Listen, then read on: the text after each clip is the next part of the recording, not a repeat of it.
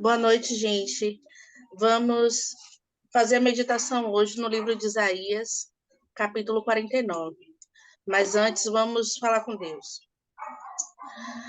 Pai nosso que estás no céu, santificado seja o teu nome, venha a nós o teu reino, e seja feita a tua vontade, assim na terra como no céu, e o pão nosso de cada dia nos dai hoje, perdoa as nossas dívidas, assim como nós perdoamos nossos devedores, e não nos deixes cair em tentação, mas livra-nos, Senhor, de todo mal, pois teu é o reino, o poder, a honra e a glória, hoje e amanhã, para todo sempre.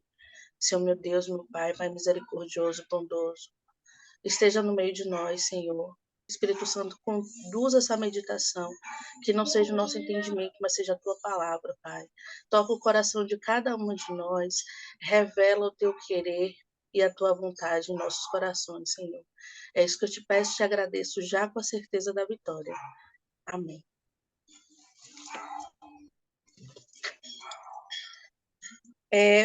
Na versão que eu estou lendo, que é comentada pelo bispo, começa com um capítulo assim, dizendo o título: O servo do Senhor é a luz dos gentios. E a gênese desse capítulo é justamente isso, entendendo que o servo do Senhor, que nesse momento ele vai falar ele vai trazer alguns servos, exemplos de alguns servos, mas em síntese, o grande servo é Israel.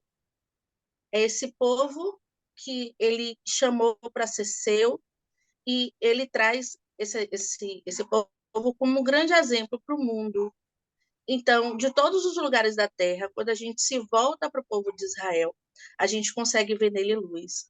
A luz que não é dele, mas que advém de Deus. Por eles serem diferentes, no sentido de que eles são escolhidos por Deus para serem diferentes, para ser um povo diferenciado, um povo que reflete em si toda a glória de Deus. E a gente, mesmo que não tenha a Bíblia, analisando a história do povo de Israel, a gente consegue ver Deus. E a gente consegue ver a glória dele e ver o quanto ele é grande, poderoso, cuidadoso, amoroso, e que basta voltar-se para ele que a sua vida muda. Isso é muito interessante. Claro que com a vinda de Jesus e o povo de Israel rejeitando a figura do seu Jesus, nós temos o privilégio, o chamado de gentios pela Bíblia, de também é, é, termos, termos direito a essa herança. Nós somos filhos adotivos, mas somos filhos.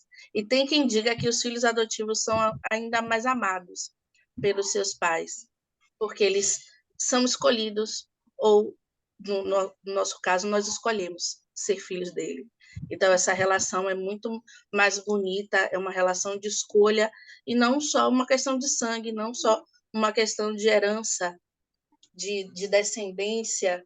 Nós somos mais, nós escolhemos servir a Jesus, escolhemos ele como nosso Senhor, Salvador, e, e nele conseguimos a salvação. Então, entendendo que quando se diz uma pessoa, quando a gente entende uma pessoa, é Deus falando para essa pessoa como se Israel fosse uma pessoa. Eu até pesquisei essa figura de linguagem. Seria uma personificação, Deus personificando o povo de Israel ali como uma unidade, como um grande exemplo, como um grande testemunho da sua glória. Vamos começar no versículo 1.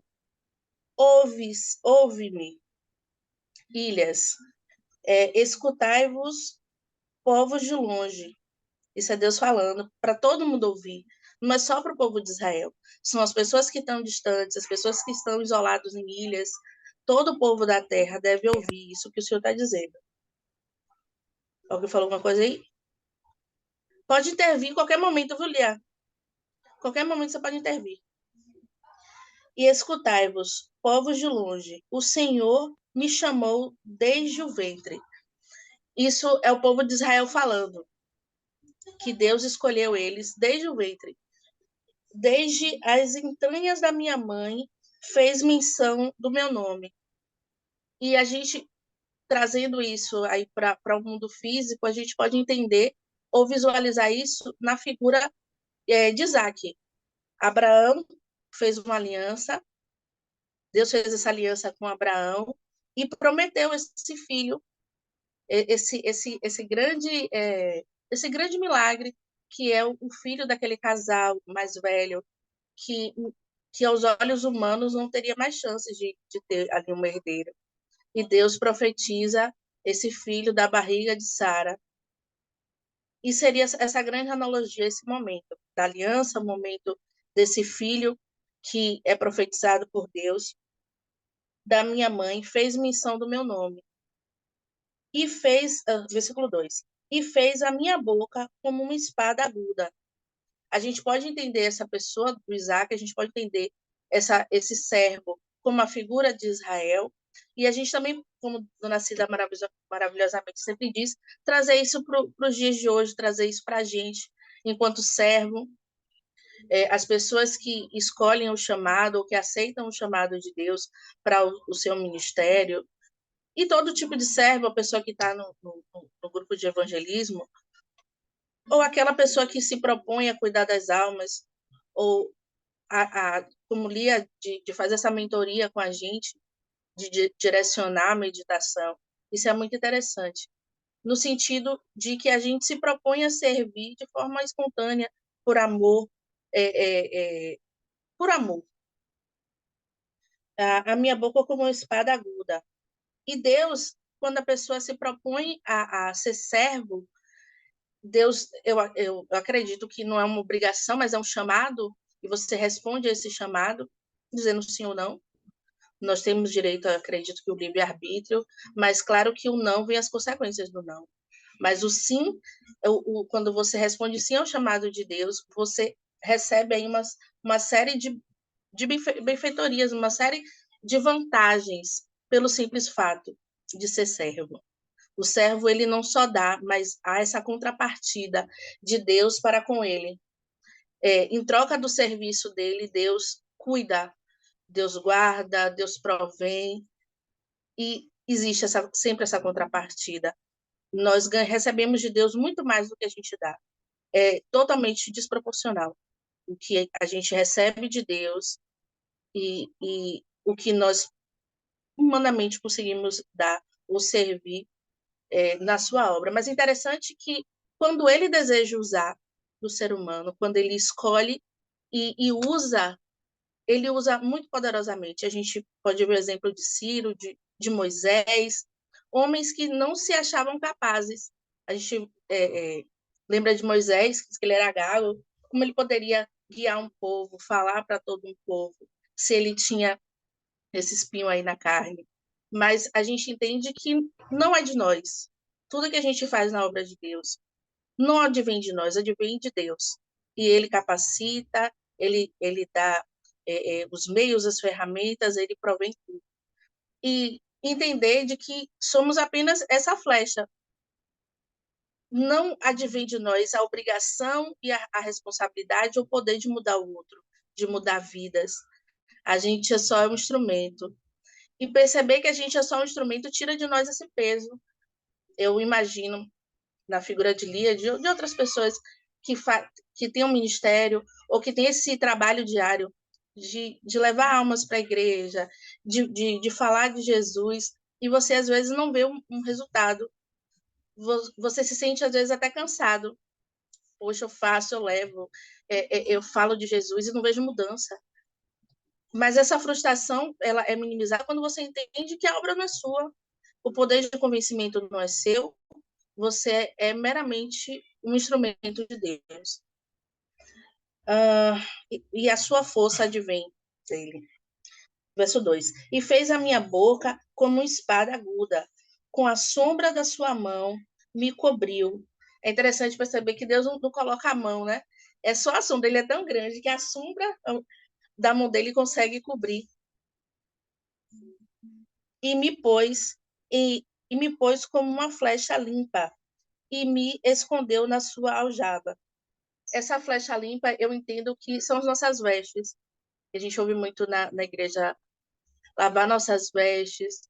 É a nossa alma. Deus nos limpa, nos purifica, nos lava de todo o pecado. Nos tornamos essa flecha limpa.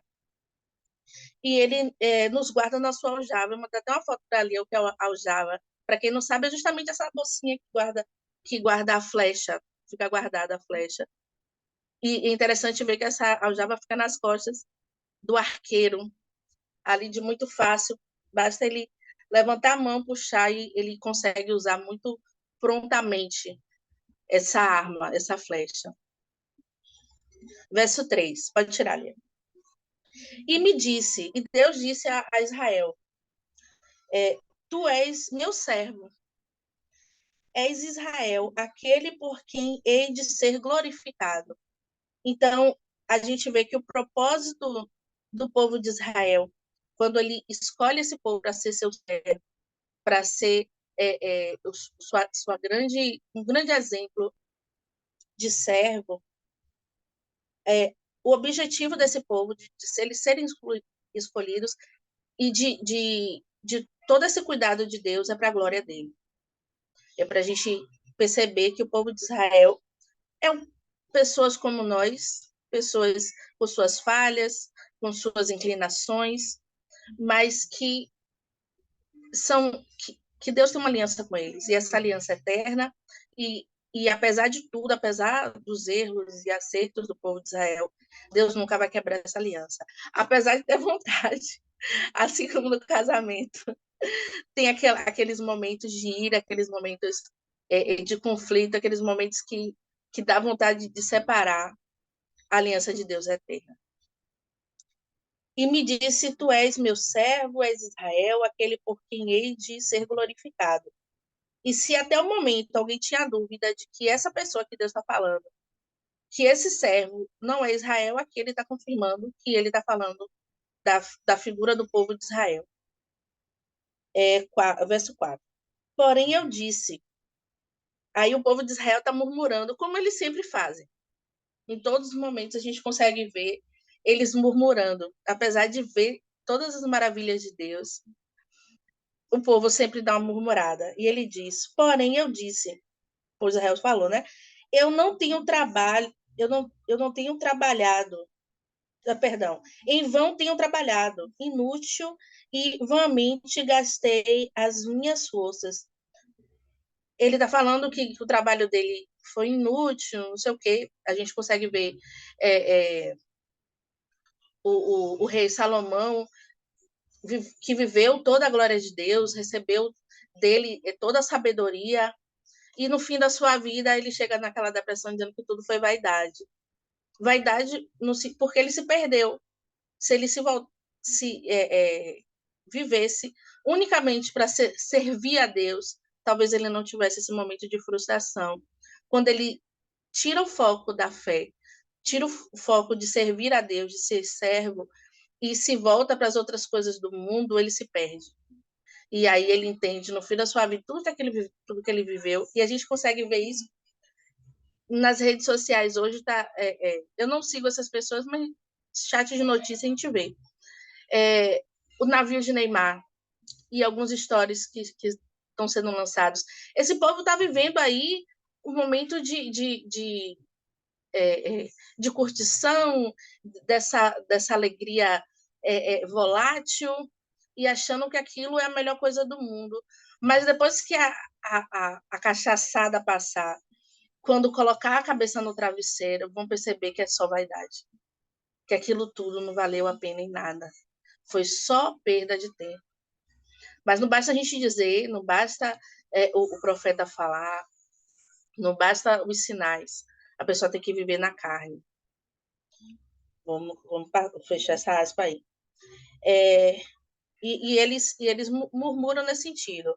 Mas, aí ele diz assim, todavia, o meu direito está perante o Senhor. Ele é servo, ele acha que tudo que ele fez, o trabalho das mãos dele, foi inútil, mas vale a pena servir a Deus. Ainda assim, vale a pena, porque ele vai ter o galardão. Todo o trabalho da mão dele, todo o trabalho de servir a Deus não é em vão. Mesmo que você não consiga ver inicialmente ou imediatamente os resultados, aquilo, acredito que no nível espiritual, aquilo vai adquirindo para você aí o galardão, a coroa, né? As vantagens, os benefícios de ser servo, como um pagamento. Todavia, o meu direito está perante o Senhor. Aí me chama a atenção, direito, essa palavra direito, que é algo que eu escuto muito. E quando Deus fez uma aliança com esse povo, essa aliança é de mão dupla, né? Assim como o casamento, quando você casa, você adquire alguns direitos, lhe garantir alguns direitos, independente do tipo de casamento, se é por união estável, não sei o que, essas coisas. Você adquire alguns direitos. E quando ele escolhe ser servo, quando a gente escolhe servir a Deus, a gente adquire alguns direitos. Isso é muito interessante. Não só direitos, mas também privilégios. É interessante ver que a pessoa que serve a Deus é diferente. As bênçãos são diferentes, as coisas acontecem muito fluidamente, muito tranquilamente. Eu lembro do pastor, tem o mesmo nome do marido de Lia, o nome dele, Marcos, não, não, Marcelo. Ele fez um propósito que as coisas viriam para sua mão as bênçãos viriam para você de mão beijada. Isso é muito bonito, que você ia ver o milagre de Deus, porque as coisas viriam muito, muito facilmente de mão beijada e você veria que aquilo é de Deus. Quer falar, Lia? Fale. Não, pode continuar. Deixa você evoluir. Daqui a pouco, no verso 5, eu faço comentário. Estou concluindo o verso 4, ou você quer que eu conclua o verso 5? Pode concluir, pode concluir. Todavia, o meu direito está perante o Senhor e o meu galardão perante o meu Deus. Eu anotei aqui Mateus 25. Abram aí, por favor. Mateus 25, verso 21.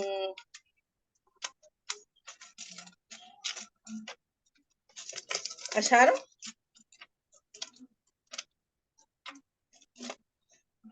25, verso 1, 21, 25, verso 21. Acharam? Ok. Quem pode ler para mim aí? Disse-lhe o meu senhor. Lia não. Lia não. Você não. Vai dar uma cidinha.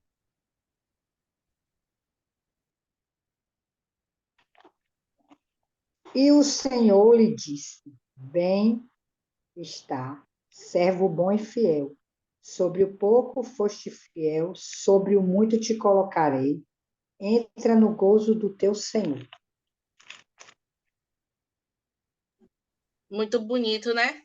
Isso acho que é o desejo de todo mundo. Naquele momento do encontro com Deus, ele te chamar de servo bom e fiel.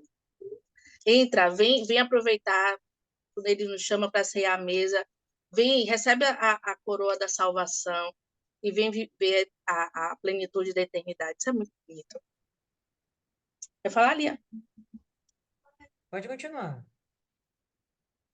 E agora diz o Senhor, que me formou desde o ventre para ser servo, para que torne a trazer Jacó. E mais uma vez eu lembrei de Isaac, quando aquela criança que é o filho da promessa, aquele milagre daquele casal que já não poderia mais ter filho, e dele, engraçado que é direto, né? De Jacó, de Isaac, vem Jacó, e torne a trazer Jacó. Porém, Israel não se deixará juntar. E a gente percebe que esse povo de Israel realmente é um povo rebelde, um povo difícil, que vai ser dissipado várias vezes, que não se deixará juntar aí facilmente. Contudo, aos olhos do Senhor serei glorificado. E, além de Isaac, eu percebo que são as pessoas que Deus enviou para Salvador. Podemos ver Moisés, Ciro, entre outras pessoas que em algum momento tiveram a responsabilidade ou a missão de juntar esse povo, de salvar esse povo, de libertar esse povo, até na pessoa do Senhor Jesus. É engraçado perceber que Isaías consegue falar em uma frase e fazer menção, fazer uma analogia ou uma citação a tantos. Isso é muito bonitinho. Descerá juntar, contudo, os olhos do Senhor serei glorificado. Então, o servo, apesar de desse povo de Israel não se deixar juntar, ser um povo mais difícil, e contudo, o servo do Senhor, aquele que foi enviado para salvar aquele povo, para libertar, contudo, aos olhos do Senhor serei glorificado, e o meu Deus será a minha força. E esse meu Deus será a minha força, ele tem em várias partes da Bíblia. A gente pode ver em Salmos 28, verso 7. Quem pode ler aí? Quero participação.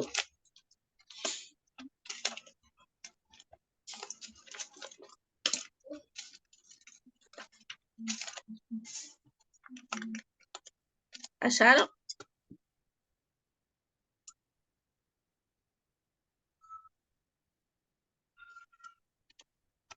A gente vê muito no livro de Salmos. O Senhor é minha força. Quem pode ler aí, meu povo? Rosa? Não, não, né? Oi. O Senhor é a minha força e o meu escudo. Nele confiou o meu coração e fui socorrido. Assim, o meu coração salta de prazer e com o meu canto o louvarei. Pode fechar. Muito bonito entender que não é as nossas capacidades. Não é as capacidades do servo, não é porque ele é especial, porque ele é mais forte, ele sabe falar bem, não, é porque Deus é a sua força. Porque tudo de especial que vem dele, todas as suas capacidades advêm de Deus. E apesar da nossa condição humana fraca, das nossas inclinações, a gente consegue buscar nele força, sabedoria, paz e tudo de bom. Pode falar, Lia. Nesse momento aqui, pessoal, eu deixei Isis defender o ponto de vista dela, e percebi que ninguém interrompeu, mas eu vou dar uma desconstruída no entendimento dela. Não que esteja de todo errado, mas, assim, um pouco equivocado. Quando a gente vê esse texto falando do servo do Senhor, a gente vai imaginar, como ele começa aqui, falando de Israel, o servo de Deus. Não, a gente não está falando aqui de Israel. Isaías não está falando de Israel. E, na verdade, aqui não é nem Isaías falando. É o próprio Jesus Cristo usando a boca de Isaías. E a gente vai, eu deixei chegar até esse verso 6, porque aqui no verso 6 não dá para a gente continuar com o entendimento de que estamos falando sobre Israel. Aqui, nitidamente, a gente está falando do Senhor Jesus. Não existe outro servo, esse é o servo. E aí a gente vai ser assim. E agora diz o Senhor, que me formou desde o útero para ser seu servo. Literalmente, Deus formou Jesus lá no útero de Maria. Todos nós somos filhos de Deus, a vida é dada por Deus, ok. Mas, por exemplo, quem fez a gente foi papai e mamãe. Quem fez Jesus foi Deus. Literalmente, Deus. E ele continua. Me formou desde o útero para ser o seu servo e para trazer Jacó novamente para ele. Ele com letra maiúscula aqui, Deus, né? Na sua versão deve estar assim também. Se eu estou falando de Israel, como é que Israel vai trazer Jacó se a gente sabe que Jacó é Israel? Então, nesse momento aqui, a gente não tem mais como levar adiante esse tipo de pensamento de que o servo é Israel. Não. A todo momento aqui é o próprio Jesus falando sobre si mesmo. E aí, pessoal, me perdoe, mas a gente vai voltar para o verso 1 e a gente agora vai fazer o entendimento, tomar o encaminhamento, como de fato o texto está, como o texto está se revelando. Se a gente não fizer isso, a gente não vai entender toda a grandiosidade desse texto, que na verdade é uma exaltação ao Senhor Jesus, tá? Israel está aqui, Jacó, ele foi rebelde e se afastou de Deus. Vem Jesus para fazer esse trabalho. Vamos voltar para o verso 1 e a gente ouve aí, né? Ouçam, ó ilhas, a mim, e escutai, vós, povos de longe. Só nisso aqui a gente já entende para quem é essa mensagem. Povo gentil, os povos que estão afastados de Deus, que não conhecem a Deus. Tem um motivo de essa mensagem estar sendo entregue para as ilhas. Nós já sabemos, pessoal, quem está chegando por agora no estudo de Isaías, tá? Isaías, ele é um autor que usa muito metáforas, parábolas. Ele não fala, as mensagens que ele dá, elas não são para serem compreendidas diretamente, tá? Você tem que fazer um esforço de entender que ele está escrevendo de uma forma poética e ele tem muita liberdade para usar termos poéticos para se referir a determinada coisa. E nesse momento, as ilhas, ele está apontando para aquelas pessoas que estão afastadas de Deus, distante de Deus, povos e nações pagãs, tá bom? Para quem está chegando aí agora. Então, escutai vós, povos de longe, o Senhor tem chamado, tem me chamado.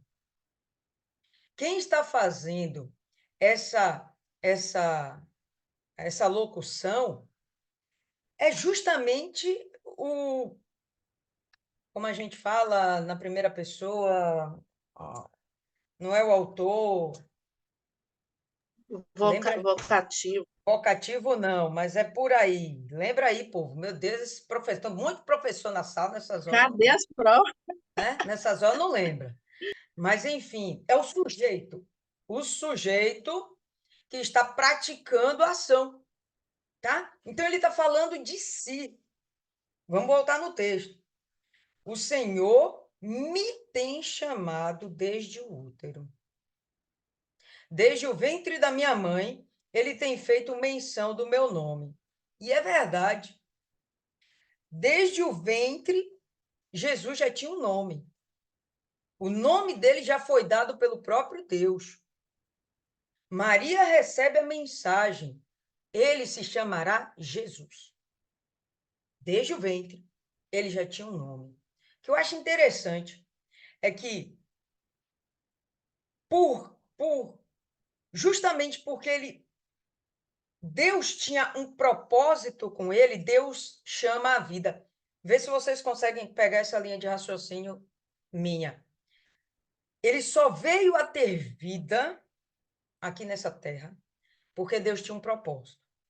Aonde eu quero chegar com isso? Você só veio a ter vida aqui nessa terra porque Deus tem um propósito. Nós não somos ninguém. Nós somos alguém que Deus chamou à vida porque tem um propósito. Só Deus é capaz de dar a vida. Papai e mamãe se unem, faz lá a criancinha, né? O ovo vai lá ser, como fala, maturado dentro do útero, vai surgir a vida, mas de fato, quem vai colocar o espírito de vida é Deus. Mas aqui, nesse ponto, pessoal, é Deus quem está fazendo todo o trabalho. E de antemão, ele já chamou pelo nome. E a gente já sabe que realmente Jesus recebeu o seu nome já na sua concepção. E ele tem feito minha boca como uma espada afiada. E quando você entende a boca com uma espada afiada, obviamente, você pode entender, compreender, que está saindo de você uma arma, ou melhor, dele, do servo do Senhor, Jesus. Tem uma arma que sai de dentro dele, e é uma arma poderosa, que tem, inclusive, 2 gumes. Uma arma que, quando acionada, ela pode trabalhar tanto de um lado quanto do outro, mostrando a eficácia daquela arma. Claramente, essa arma é a palavra, é a pregação do evangelho. Claramente. E a gente vai ver isso em Hebreus, faço questão que todos nós abramos, Hebreus 4, no versículo 12. Quem não tem aí muita habilidade com a Bíblia, lá no Novo Testamento, mais para o finalzinho.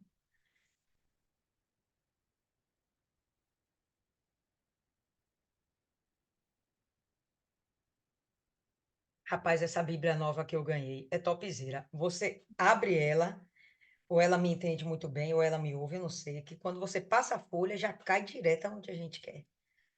Vocês têm que comprar uma Hebreus dessa. quanto ali? A Bíblia é inteligente, Hebreus 4:12. Essa Bíblia, você pensa, ela já te atende. Hebreus 4:12. Porque a palavra de Deus é viva e poderosa. Na sua versão pode estar escrito viva e eficaz. E mais afiada do que qualquer espada de 2 gumes, ela é muito poderosa, penetrando até a divisão da alma e do espírito, das juntas e medulas, e discerne os pensamentos e intenções do coração. Então, volta para Isaías.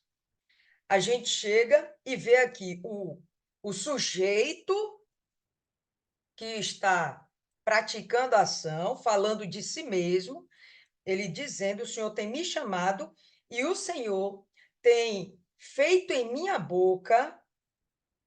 minha boca como uma espada afiada. E a gente já viu ali que em Hebreus a espada afiada é a palavra de Deus. Então, o que que Jesus veio fazer? Falar do reino dos céus, pregar arrependimento para que possamos entrar no reino dos céus, no gozo do Senhor, como na instante a gente viu lá em Mateus, né, aquele texto bem bacana que Isis trouxe. Só tem acesso a entrar no gozo do Senhor, né, na alegria do Senhor, no céu, aquele que provou da palavra, se arrependeu, se converteu e todo o processo aconteceu. Certinho? E aí ele vai seguir aqui, ó. Na sombra da tua mão, ele me tem escondido e feito de mim uma lança polida em sua aljava, ele tem me escondido. Vamos lembrar, pessoal, que Jesus, assim que ele já é concebido, o inferno se levanta. Quando ele está prestes a nascer, Herodes já está procurando matar todas as criancinhas abaixo de 2 anos dentro de Israel. Lembra disso? Mas o que acontece? Deus guarda Jesus. O que Jesus faz? Jesus nasce em meio àquela tribulação? Não. Deus cria uma situação, envia ele para Belém. De Belém, depois ele vai para o Egito. Não é assim que acontece? Ele vai fugindo. O próprio Deus vai protegendo e guardando. Ele não vai enfrentar lá Herodes. Não é momento de enfrentar ninguém nesse momento. Ele está nascendo. Mas Deus guardou ele. E olha que interessante. Diz que guardou ele como uma flecha polida, uma lança polida, uma flecha afiada. Qualquer uma dessas formas está na sua versão aí, aponta para uma outra arma, concorda comigo? Então, a espada é algo que, se eu precisar usar numa luta mano a mano, próxima, eu consigo. Mas se for uma luta à distância, eu já não consigo. Mas se eu tiver uma flecha, eu já consigo lutar até a distância. Uma lança, eu já consigo lutar até a distância. A palavra de Deus, ela é capaz de fazer um efeito, tanto aqui perto como lá longe. A gente vai ver isso. Enquanto Jesus está pregando dentro de Israel, a repercussão vai ser no mundo. Jesus, ele não foi no Egito. Jesus não visitou a Ásia, mas a palavra dele chegou a todo mundo. A palavra de Deus tem esse poder de ser lançada aqui próxima, mas alcançar a plenitude do mundo. Vamos continuar aqui. Observa como o que a gente está falando aponta sempre para Jesus. Não aponta para um outro servo qualquer. Não aponta para Israel. Aponta para Jesus. E aí ele vem. E disse-me, tu és meu servo, ó Israel, em quem eu serei glorificado. Ah, Lília, mas aqui, ó, pô, é Israel. Peraí, você está falando loucura. Não, não estou falando loucura. Vamos ver quem é Israel dentro de Isaías? Vamos abrir a Bíblia lá no capítulo 5 de Isaías. Capítulo muito bacana, que fala justamente sobre Israel. Todo mundo já chegou aí? Bem facinho, né? Só voltar aí, capítulo 5. E ele fala aqui: agora eu cantarei para o bem-amado, meu bem-amado, uma canção relacionada ao meu amado e à sua vinha. Vinha ou videira, possa estar assim na sua versão. Meu bem-amado tem uma vinha em uma colina muito frutífera. Esta colina ele cercou, juntou, removeu as pedras daquele lugar e a plantou a vinha, com as mais escolhidas das videiras. E construiu uma torre no meio da colina e também edificou ali um lagar. E observou que deveria produzir uvas, e produziu uvas bravas. Aonde eu quero chegar com isso aqui? Israel é representado aqui, nesse momento, como a videira, ok? Ok. Deus trata Israel como se ele fosse uma videira. Só que é uma videira que deu uvas bravas, né?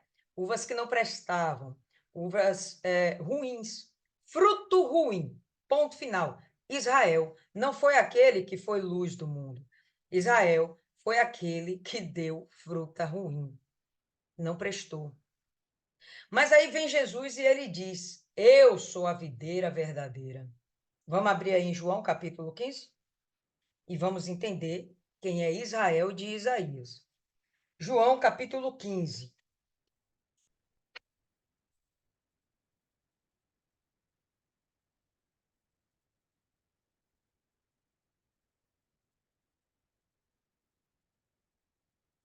Todo mundo?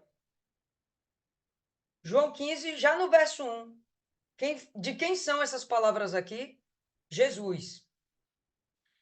Eu sou a videira verdadeira. Então a gente vê em Isaías Deus chamando a videira de Israel, só que foi uma videira que não deu bons frutos. Israel falhou na sua missão, que era realmente de ser luz entre os gentios, falhou. Aí vem Jesus. Eu sou a videira verdadeira. Olha lá.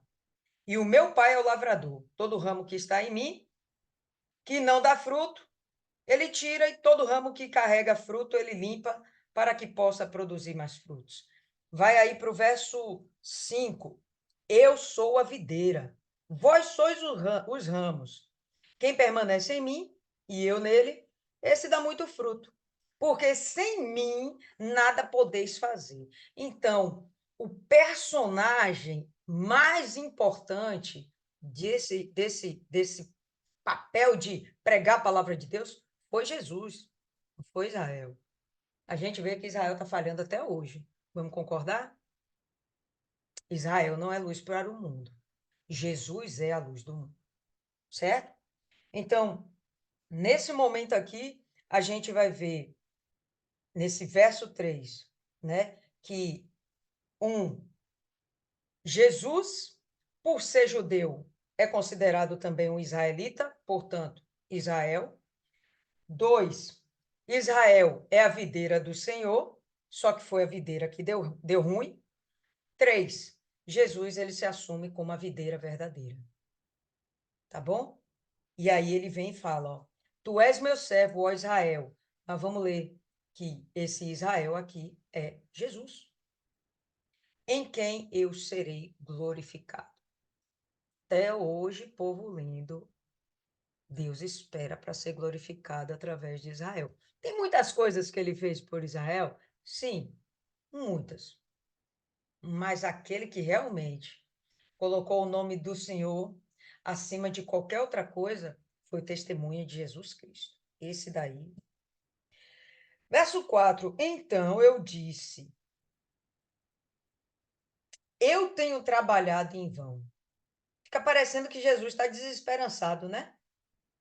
E aqui nesse momento você pode até pensar: não, esse aqui não é Jesus, pelo amor de Deus. Jesus vai falar uma asneira dessa, ele vai dizer que a obra dele foi em vão?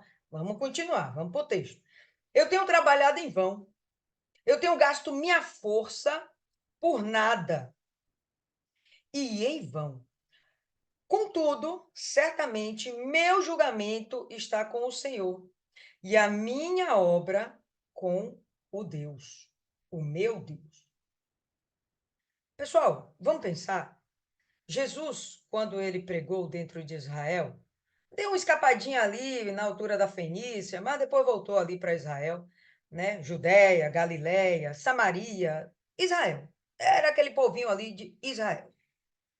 Enquanto ele está ali pregando, quantas pessoas vocês acham que existia no meio daquela população? Não faço ideia. Mas era muita gente. Quantas pessoas foram convertidas? Quem matou Jesus? O trabalho dele foi em vão? Claro que não. Mas quando ele fala que foi em vão, é porque o resultado ficou muito aquém de tanto esforço que ele fez. Se a gente for pesar na balança, Jesus se deu pra caramba. Fez milagre pra caramba. Pregou pra caramba. Ele fez coisa pra caramba. E no final das contas, quantas almas estavam reunidas lá em redor dele? Só para a gente ter uma noção. Abre aí em 1 Pedro, no capítulo 3. Mentira. 1 Coríntios, no capítulo 15. Abre aí, 1 Coríntios, capítulo 15.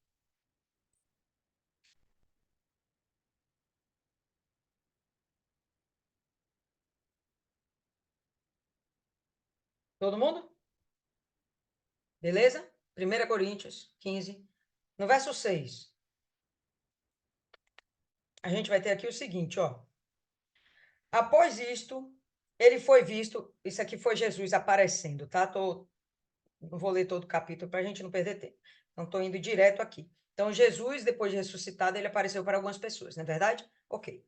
Então, algumas pessoas, a gente já sabe, teve ali os discípulos, né? As mulheres que o seguiam. E aqui no verso 6. Após isto, ele foi visto por cerca de 500 irmãos de uma vez, dos quais grande parte permanecem até agora, mas alguns já dormem. Isso aqui é Paulo falando a respeito daquelas pessoas 500 pessoas que haviam se convertido. Algumas já tinham morrido, outras ainda estavam vivendo na época em que Paulo recebeu o seu chamado e estava pregando. Então, gente, ele pregou para milhões. Vamos concordar com isso? Milhões. O trabalho dele durou 3 anos. Foram 3 anos pregando. Judéia, Samaria, Galiléia e deu um pulinho na Fenícia. 500 pessoas. Então, quando ele falou que o trabalho dele foi em vão, é que Israel não se converteu, ponto final. Israel matou ele. Israel o rejeitou. Israel desprezou Jesus. Desprezou o Messias. Aí ele chega e fala, olha só. Contudo, certamente, meu julgamento está com o Senhor, ou meu direito está com o Senhor. minha obra com o meu Deus, noutras palavras.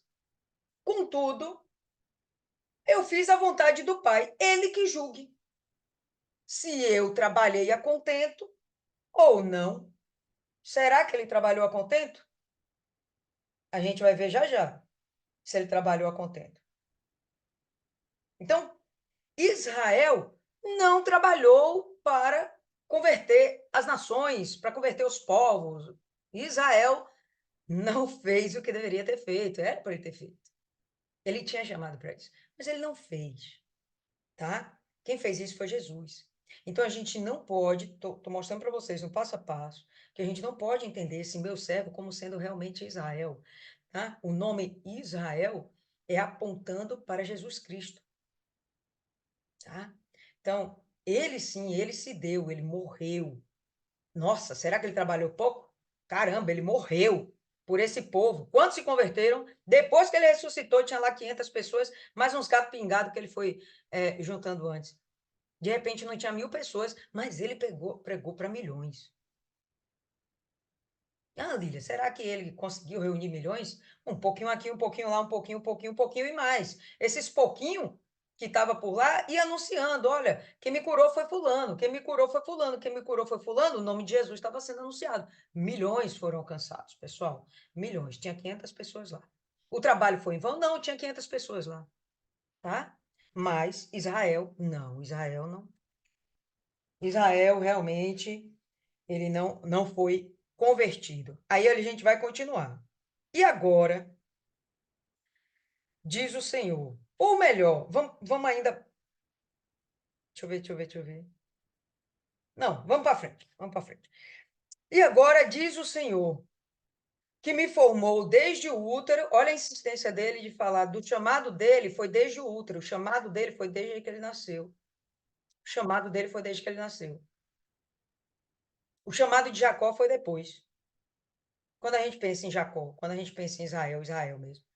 O chamado de Jacó veio depois. Era para ser Esaú.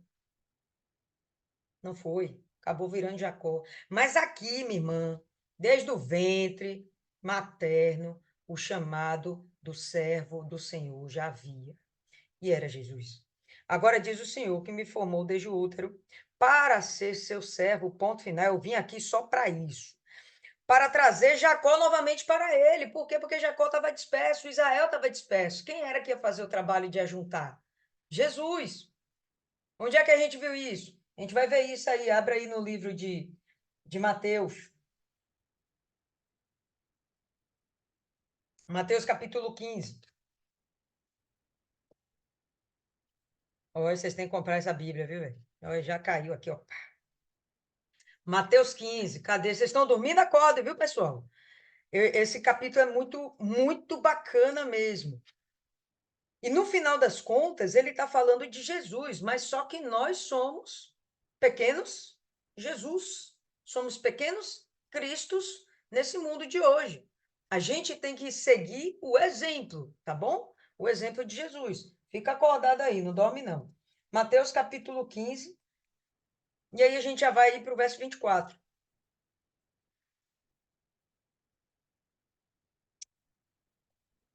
Mas ele respondendo disse: Eu não fui enviado senão as ovelhas perdidas da casa de Israel. Quem foi enviado? Jesus. Pode voltar aí, deixa lá. Eu não fui enviado senão as ovelhas perdidas da casa de Israel. Volta para o texto de Isaías, aí a gente vai ter.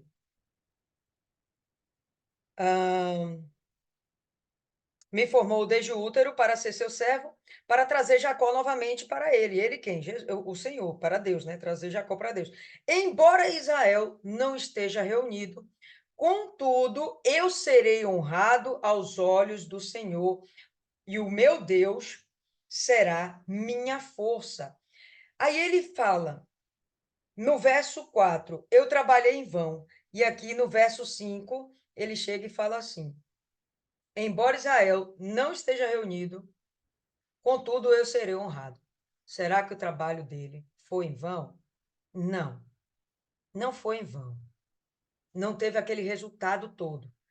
Mas sabe quem viu que ele deu o melhor dele? o próprio Deus. Deus viu que Jesus deu o melhor dele.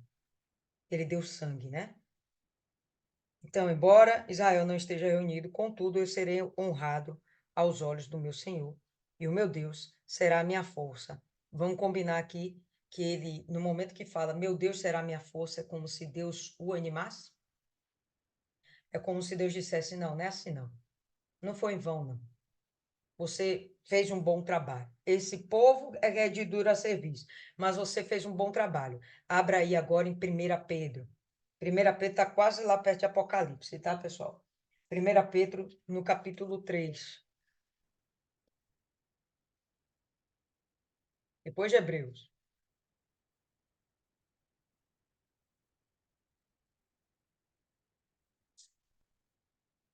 Todo mundo?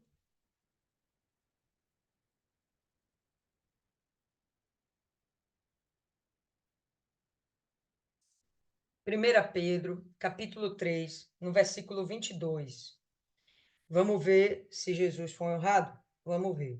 Diz assim: o qual subiu ao céu e está à destra de Deus. Anjos e autoridades e poderes foram-lhe sujeitados. Será que Jesus foi honrado? Brincadeira, né? Foi muito honrado. Essa expectativa de honra, que é o galardão, nós temos também. Mas eu tenho falado, eu tenho refletido a respeito disso na última semana, fazendo algumas meditações, e eu tenho chegado a uma conclusão de que o fruto que Deus espera que a gente dê não é primariamente almas ganhas para o reino dele. O fruto é você. O fruto sou eu. O fruto é meu comportamento. O fruto é meu proceder. O fruto é o meu executar. Jesus executou muito bem o que ele tinha para ser feito, para fazer aqui nessa terra. Se nós o fizermos da mesma forma, a gente vai ter o galardão. Às vezes a gente fica meio entristecido, que a gente prega, prega, prega, evangeliza, evangeliza, evangeliza. Às vezes a nossa família é o início da nossa vergonha. Nossa família ainda não é salva, não é convertida. Mas vocês estão entendendo aqui que nem Jesus salvou todo Israel? Então, quando eu li essa palavra aqui, chega me deu uma consolada. Que às vezes eu fico me cobrando. Meu pai, tenho que ganhar alma, eu tenho que ganhar alma, ainda não ganhei uma alma. Esse mês, essa semana, eu não trouxe um convidado na igreja. Não vou nem dizer ganhar alma, não trouxe um convidado na igreja. Eu fico me cobrando. Mas a gente vê aqui que o importante, o mais importante, não é que realmente essas almas venham ser salvas. O mais importante é que você pregue. Jesus cumpriu essa missão. Ele pregou, ele anunciou o reino de Deus, o reino dos céus. A nossa missão é essa. Devemos nos exigir mais, nos cobrar mais, sempre, senão a gente paralisa na caminhada. Temos que dar fruto na forma de alma também, mas o primeiro fruto, pessoal, somos nós mesmos, tá bom? E a gente vai ter nosso galardão, nossa honra lá no céu. Quem vai garantir isso é Deus, vendo o esforço da gente. Quando ele fala aqui no verso 4, contudo, certamente meu julgamento, meu direito está no Senhor, está com o Senhor, é porque Deus vai estar julgando. Deixa eu ver, seu Jesus, se você fez tudo certinho. Assim como ele vai estar julgando a gente. Deixa eu ver aí, Lília, se você está fazendo tudo certinho mesmo. Estão entendendo? Então vamos lá. Aí ele vai chegar e vai falar no verso 6. E ele disse, isso aqui é o que eu acho topzera. É o próprio Jesus falando das palavras de Deus, tá? Jesus está falando, ele está fazendo uma narrativa, uma narração, né? Nem narrativa, ele está narrando fatos. E agora ele vai narrar palavras do próprio Deus.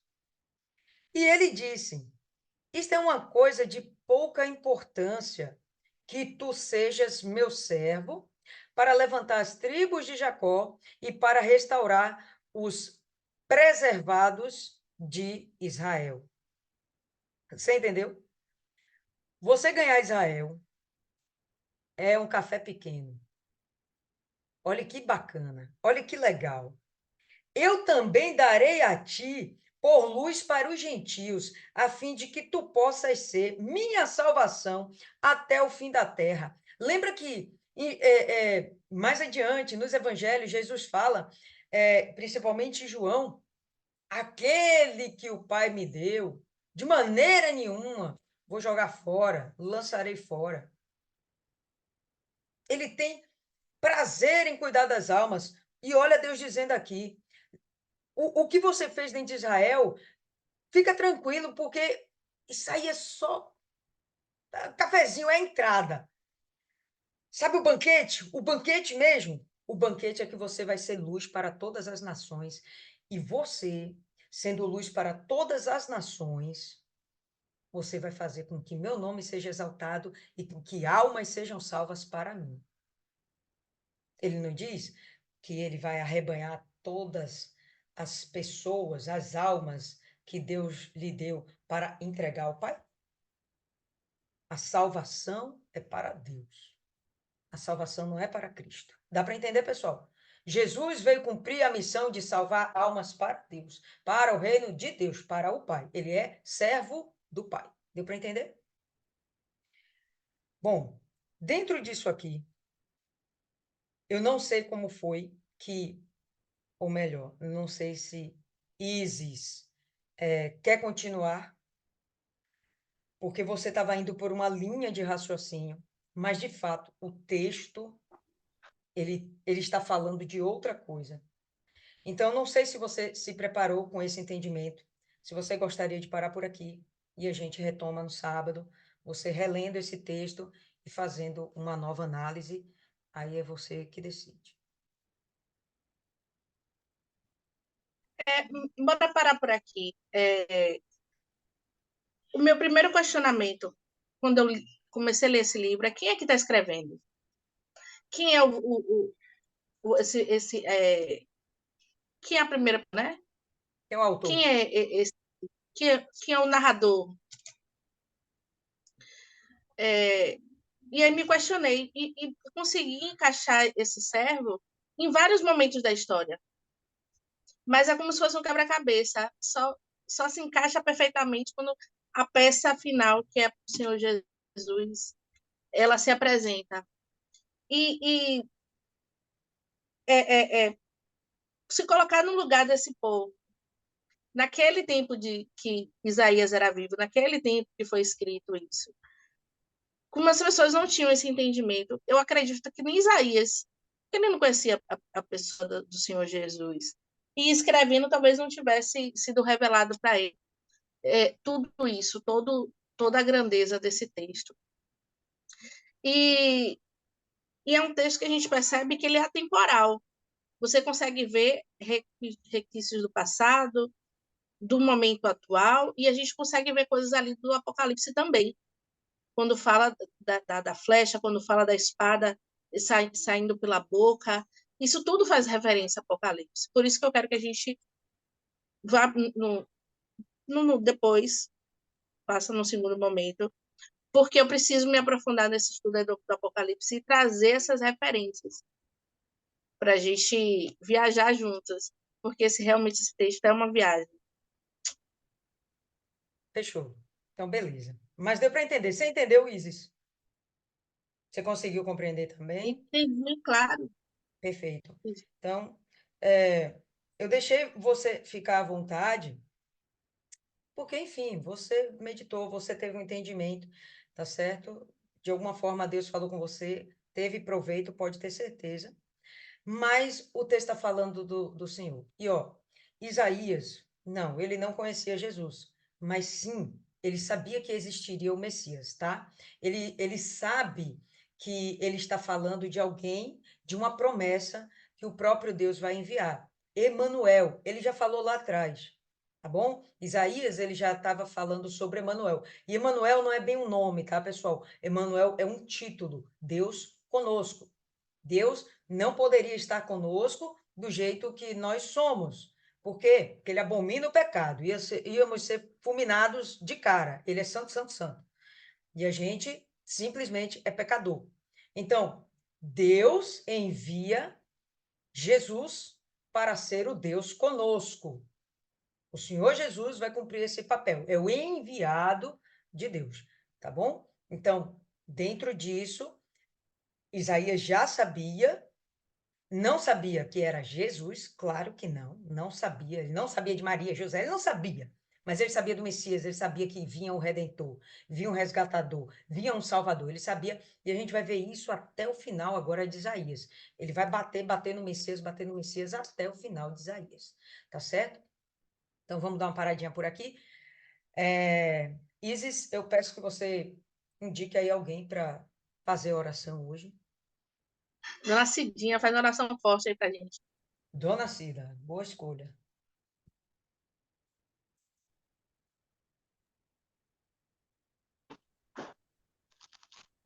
Vamos orar.